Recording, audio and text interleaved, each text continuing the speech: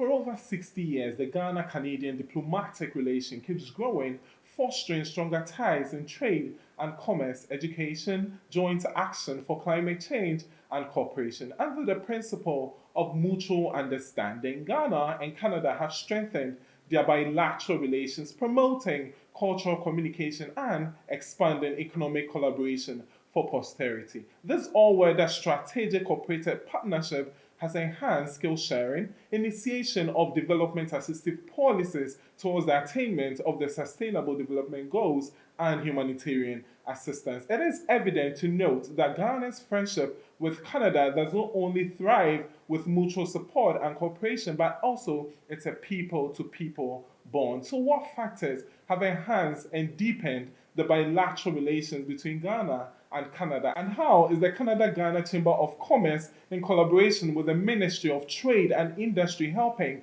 to deepen the bilateral trade relations between Canada and Ghana, and how is the Canadian High Commission in Accra helping to attain the Sustainable Development Goals? I am here and pleased to be joined by Her Excellency Kati Csaba, the Canadian High Commissioner to the Republic of Ghana. On the program today, we will delve very deeper into the bilateral relations and bilateral trade relations between Canada and Ghana, development assistive policies towards the achievement of the Sustainable Development Goals, scholarship, women economic empowerment will be discussed extensively. This is the Youth Time on Grace Life TV with me, your host, 𝐕𝐻𝐸𝐾𝐍𝐀. You can call me the diplomatic voice of the youth. Don't go anywhere, the show commences very shortly.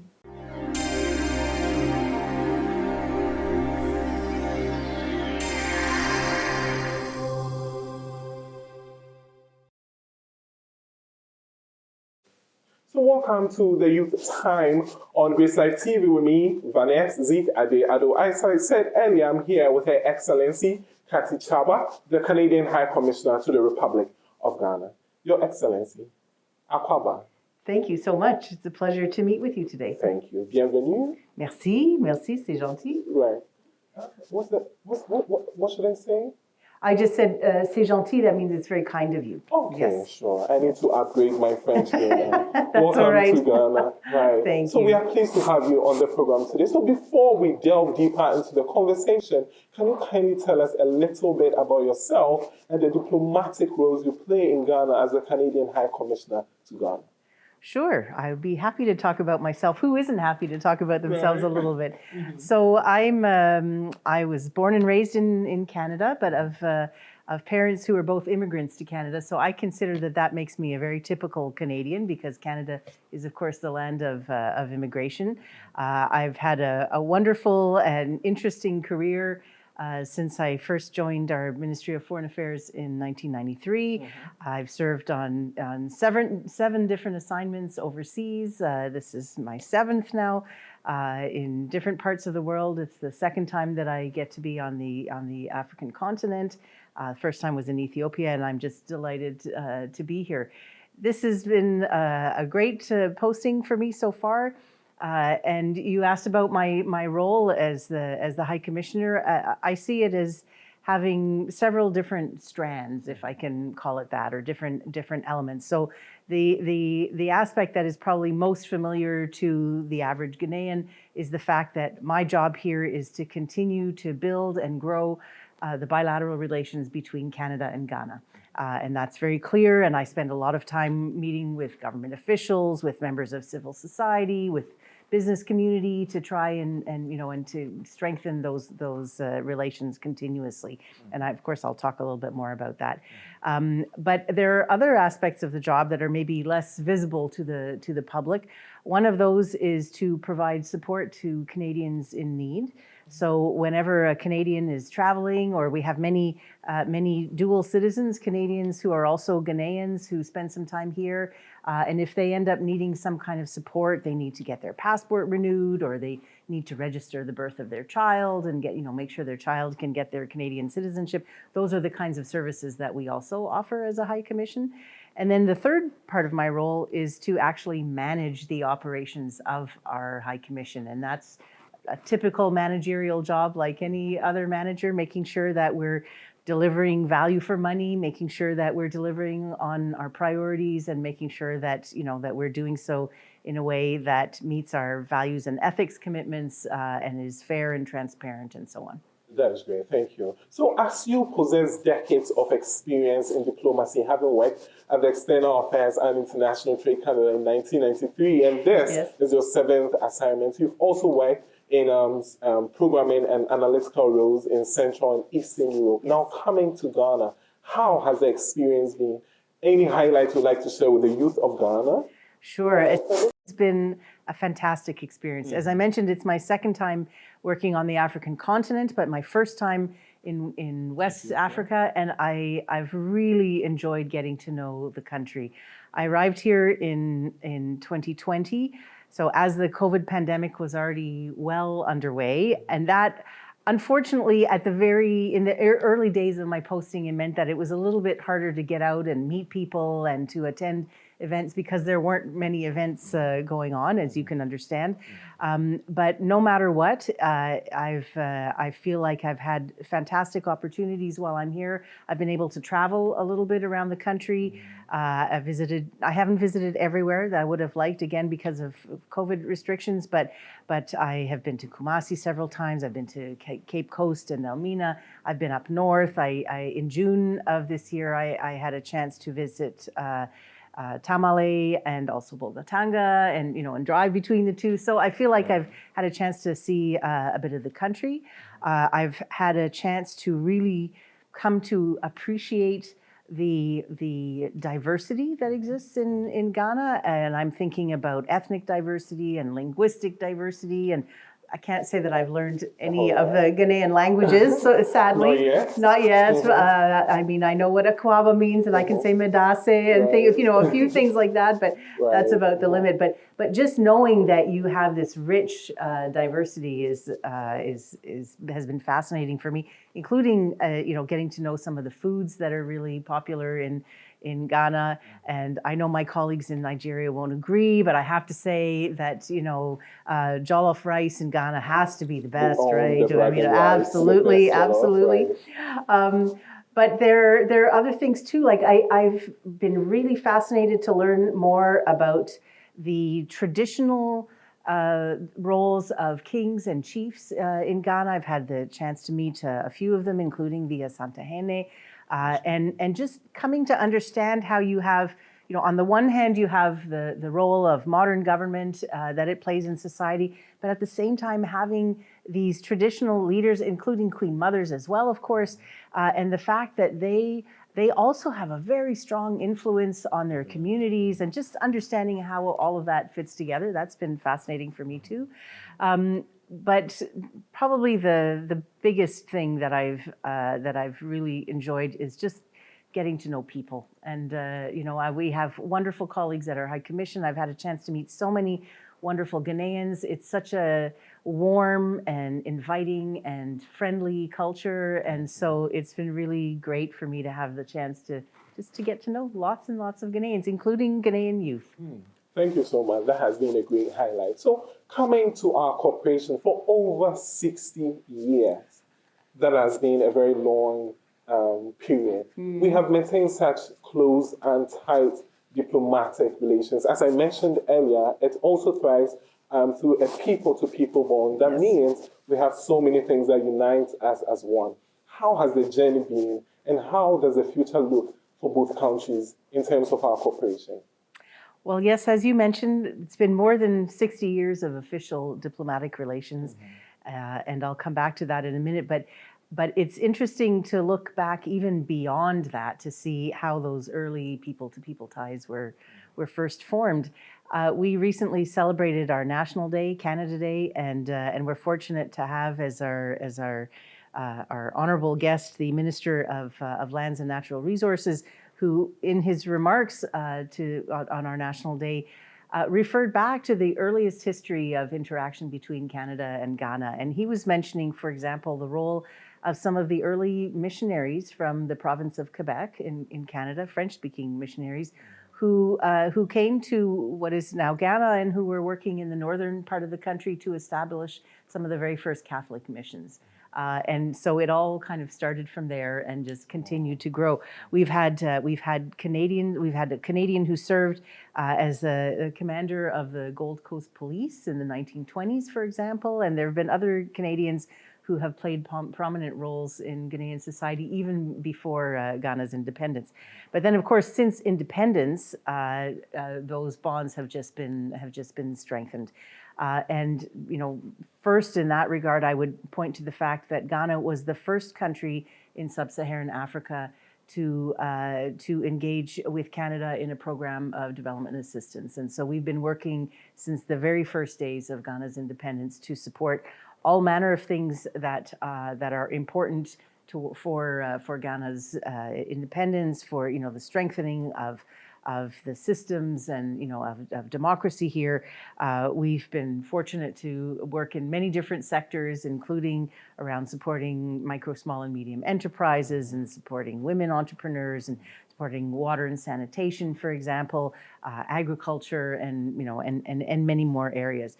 But we also work together, I think, very well in other fields. We share a number of common values around the importance of democracy and human rights. And so we work together not only in a bilateral relationship, but we work together in multilateral fora, such as the United Nations, such as the Commonwealth, of which we are both members, of course, as well as the Francophonie, the group of French-speaking countries, because we are also both members of that group. So we will continue to find ways to support each other and support each other's values through those fora. And then on the trade and investment side, that is a really important pillar of our current relationship, and we continue to see that relationship grow. A big part of my job here is to make sure that we are working closely with the Canadian business community that is interested in working with Ghana, but also with the Ghanaian business community through the Canada-Ghana Chamber of Commerce, and just strengthening those trade and investment ties, and wanting to see our two countries do as much business together as possible. And then we continue to explore new opportunities, and one of those newer opportunities where we have engaged with Ghana is in through a program called the 𝐿SE Initiative for Women in Peace Operations. And this is really interesting. Ghana already has a really strong reputation for the number of women that it contributes to UN peace operations. But we know that every country can do even more to engage women in peace operations. So we have a special program that has been put in place with the Ghana Armed Forces, and we're going to see some new activities kicking off later this year that are going to just continue to make it possible for more women to grow in their professions within the Ghana Armed Forces and play a role in peace operations. So our cooperation is really based on those mutual values that we share, and it's one where we will continue to find ways to work together. We respect each other, we work well together, and we know that Ghana plays a very important role in the region as well, and I do want to emphasize that. And so for us, we will always be here to support Ghana and to work together with Ghana. That would be great. And most of these things that you made mention of, one fascinating one is the bilateral trade relations. So last year, Canadian exports totaled 372.8 million Canadian dollars, while imports from Ghana totaled 102.6 million Canadian dollars. What is the future of our bilateral trade relations? So as it happens, Ghana is Canada's fourth largest trading or export market on the continent, and I'm proud to say that bilateral trade is at the highest point that it's been. It's there's always room to grow, of course, but we see that it continues to grow in both directions, which is very important. We are really for us, it's really important to see a business-friendly environment. That is a major factor in encouraging Canadian companies to come and invest. And we, again, Ghana presents some really interesting opportunities. I've had excellent cooperation, not only with the Ministry of Trade and Investment, but with other line ministries like lands and natural resources or energy, where Canada is playing a larger role. And we know that there's great interest on both sides in continued cooperation. We are proud to have a whole team of trade specialists, our trade commissioners, who work at the High Commission and who represent Canada's Trade Commissioner Service. They stand ready to support the growth of business relationships. And then, as I think I've already mentioned, we have our Canada-Ghana Chamber of Commerce, which brings together a number of companies that are either Canadian or that are Ghanaian companies interested in working with Canada or that are already working with Canada. And they are a really important partner for us as well in making sure that we can target the right sectors. Of course we're interested in all opportunities, but there are a number of sectors that are particularly important for us. We've made some fairly major investments in the mining sector, for example. But besides the sectors that we know to be areas of Canadian strength, I'm aware that the government of Ghana also sees certain priorities for its own industrialization plans. And so I'm thinking of pharmaceuticals, for example, or processed foods, or the car parts, manufacturing of car parts. Those are areas also where Canada has tremendous expertise, where we have great potential for working together.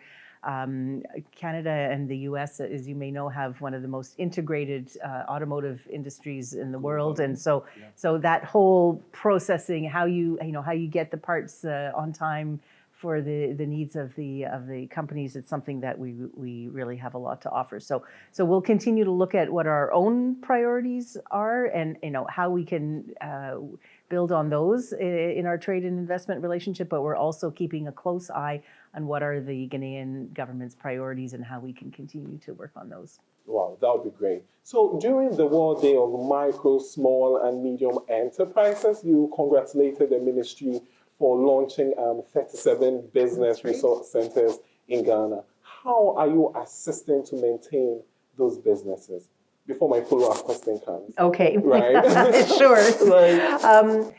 So for us, supporting women-led micro, small, and medium enterprises is in fact a main pillar of our development I was going to ask activities. that. Yes. Women economic empowerment. Yes. Right. Absolutely. Mm-hmm. It's since 2017, when our Feminist International Assistance Policy came into effect, we've always had a focus on gender equality and empowering women and girls, but that has become even more pronounced, and so it's an important pillar in our development activities for the last few years.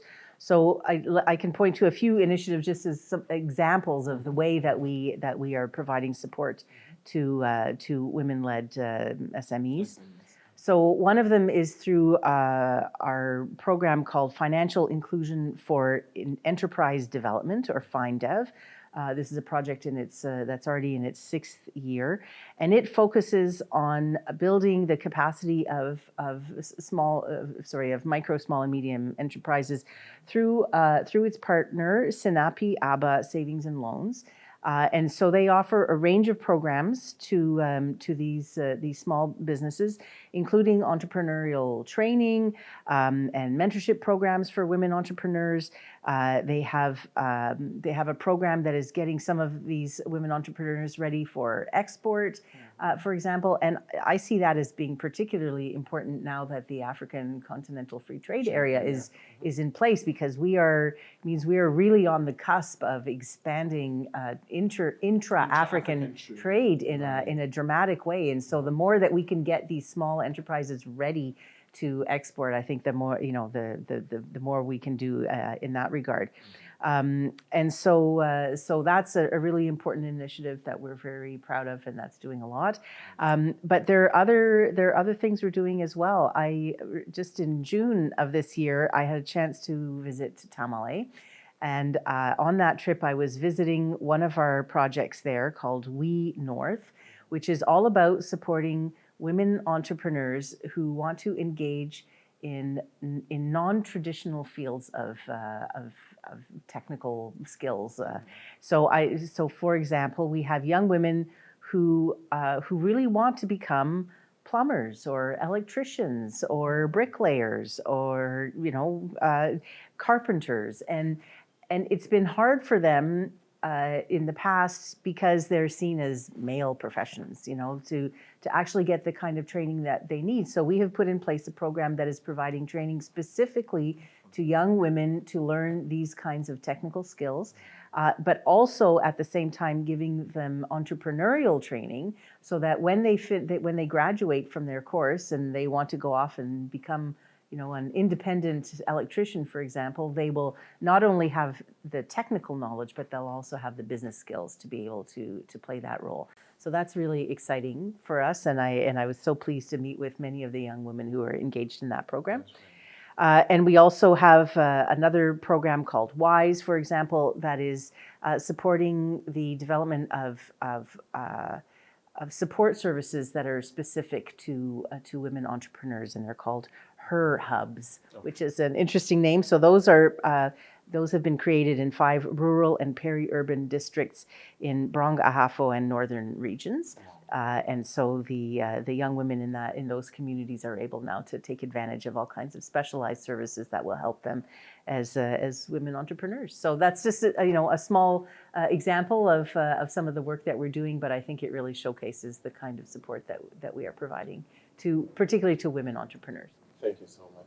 So, ladies and gentlemen, this is where we take our very first commercial break. I'm here with Her Excellency Kati Csaba, the Canadian High Commissioner to the Republic of Ghana. Don't go anywhere, we'll be right back.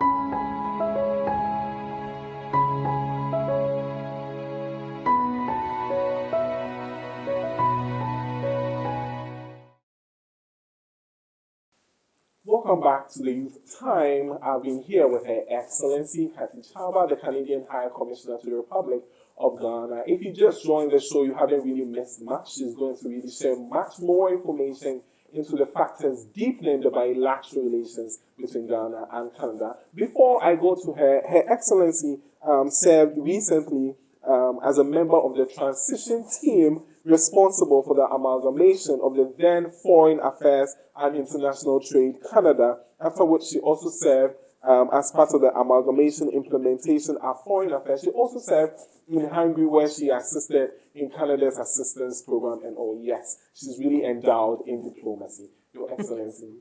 Thank you. That is flattering. Yeah, that is flattering. Thank you. A lot of accomplishments, right? You have really done so much. So now coming to the Sustainable Development Goals, the global goals that every African country is striving to achieve. How is the Canadian Development Corporation helping to achieve the goals in Ghana? So the Sustainable Development Goals, or the SDGs, are super important. But I have to just mention, not only for African countries, for all countries. Canada has its own targets as part of the SDGs, and so we're all striving to make to continue making progress. But all of the work that we are doing here through our development activities supports the achievement of the SDGs in one way or another. And so I can point to a few of the ones that we're targeting in particular. We do a lot of work in the agriculture sector, so that's supporting SDG 2, which is about zero hunger. And just as an example, it's really our flagship program, which is called Modernizing Agriculture in Ghana. This is a 135 million Canadian dollar investment that is being made directly with the government of Ghana for the last few years, and it has been serving, on the one hand, to strengthen research, agricultural research, but also to provide very important extension services to women and men farmers, as well as working with farmer-based organizations and including women-led farmer-based organizations. And that has had a tremendous impact, we see, on improving the livelihoods of smallholder farmers. It works hand in hand with the Planting for Food and Jobs program that is an initiative of this current government, and it's really closely integrated with the needs that have been identified by the government of Ghana and that are being worked on. But we work in other areas as well. So we support SDG number 3, which is around good health and well-being. So we have programs that are related to the health systems of Ghana, and we really kicked it up a notch during the COVID times recently by providing additional supports to build in additional COVID practices, and making sure that there were sanitary facilities in hospitals where we were already working to support maternal and child health care, for example. But we're also working around issues of sexual and reproductive health and rights to make sure that young women and men have access to the kind of information that they need so that they can do with their lives what they choose to do. We're big supporters, of course, of SDG 5, which is on gender equality, both in terms of strengthening women's organizations themselves so that women's voices can be heard, but also, as I've been speaking about, to empower women economically so that they can play the role that they want to play in their families and in their communities. We've spent many years focused on SDG 6 around clean water and sanitation. So particularly with regards to access to toilets and sanitation stations in communities and in public establishments, which is important in and of itself, but it's also a big factor, as you know, in making sure that girls can continue to attend school once they begin to menstruate. And we're increasingly getting involved around SDG 13 on climate action. We were very pleased in May this year to have the visit of our Minister of Environment and Climate Action, who was here to announce some additional support and to engage with the government of Ghana and to explore some of the other ways that we can continue to work together. And through our development activities, we're really doing as much as we can now, and we will continue to look for more opportunities. And all of that, of course, when you take it together, is all contributing to SDG 1, which is the SDG around the overarching goal of no poverty, eliminating poverty. And so we're proud of the work that Canada is doing. We see that we are contributing in our way to achieving Ghana's targets, and we absolutely want to see Ghana continue to succeed. And I must say there has been very good progress on the SDGs in Ghana over the past years. We know that COVID, like in every country, has set back economic growth in some cases more so, in some cases less so, but no matter what, it has had an impact. But we look forward to seeing Ghana rebound from this challenge and keep going forward. Thank you so much. So back to one issue that really is of major importance to the youth of Ghana. One way of helping the youth of Ghana, probably, let me use it collectively, African youth, is by giving them opportunities of leadership, that is entrepreneurial opportunities and all. Can you kindly shed light on the High Commission's entrepreneurial programs for the youth? So we don't necessarily have entrepreneurial programs that are focused only on youth, but many of the programs that we are funding are open to youth. So I was describing some of the programming we're doing for entrepreneurs in the northern parts of the country.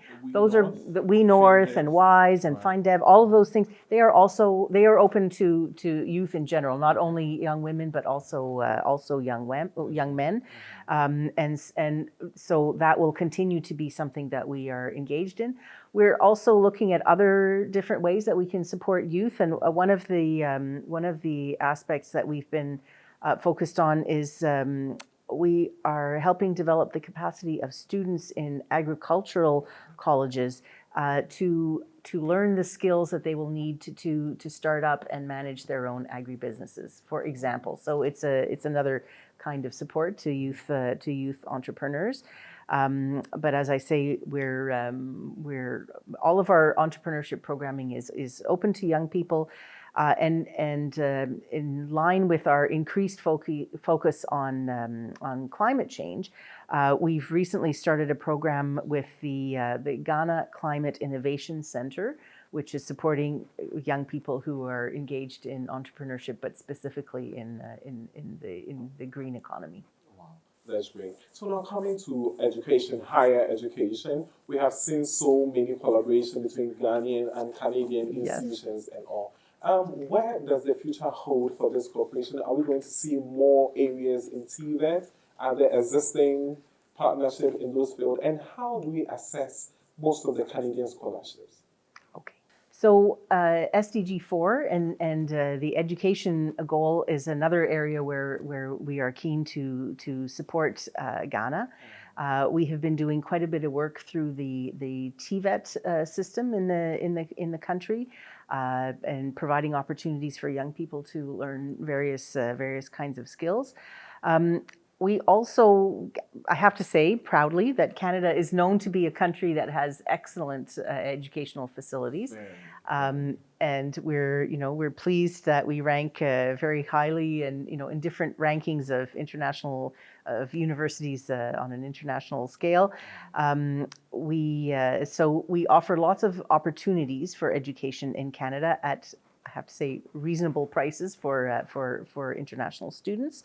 And these opportunities, of course, can help prepare young Ghanaians for really interesting and varied careers in their future. So there's a online portal called EduCanada that offers information about the various study programs, different scholarships, bursaries, and so on that are available for potential students from Ghana.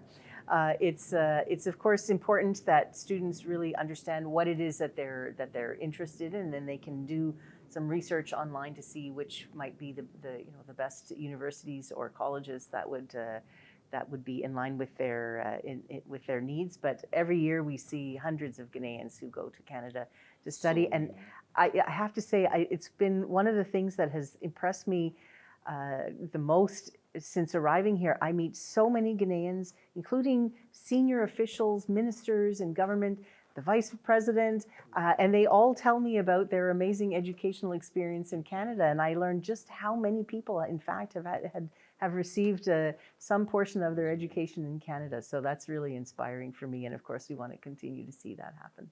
We hope to see that happen. Thank you so much for coming on the show today. We are so grateful. So, ladies and gentlemen, this is where time permits us. But before we take leave, we take a final word. Your Excellency, yes, this is your camera. This is where the youth of Ghana, everybody you inspire, is watching you. What words of advice you have for the youth of Ghana, the youth of Africa, the youth of the world? The youth of the world, yes. I don't want to only be speaking to African or Ghanaian youth. I want to speak to everybody. My advice would be the following. I think every young person needs to really set themselves some goals. They need to understand what it is that they want to do with their life, and then they need to take the steps that are needed to achieve those goals. And sometimes it takes a lot of hard work, but it's worth it, because then you end up doing what you really want to do. And along the way, of course, it's important to treat everyone you meet with dignity and with respect, so that you will be treated the same way. And I think that's how all young people can contribute to making the world a better place for everyone to live.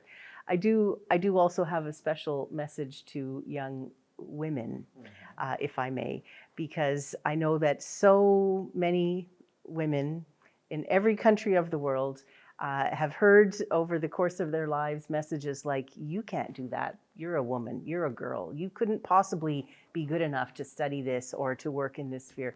And I just want to say to all of you young women, don't believe that. It's not true. Every woman can do what every man can do, and you need to fight for your rights, and you need to stand up for what you believe in, and you need to make sure that you are able to do what interests you in your life. Thank you so much, Your Excellency. My pleasure. It's been really great talking to you. Medasi. So, ladies and gentlemen, I've been here with the Canadian High Commissioner to the Republic of Ghana, Her Excellency Kati Csaba, delving deeper into everything that has deepened the bilateral relations between Ghana and Canada for the past 60 years and moving stronger together. Until then, the show comes your way another time. It's bye for now.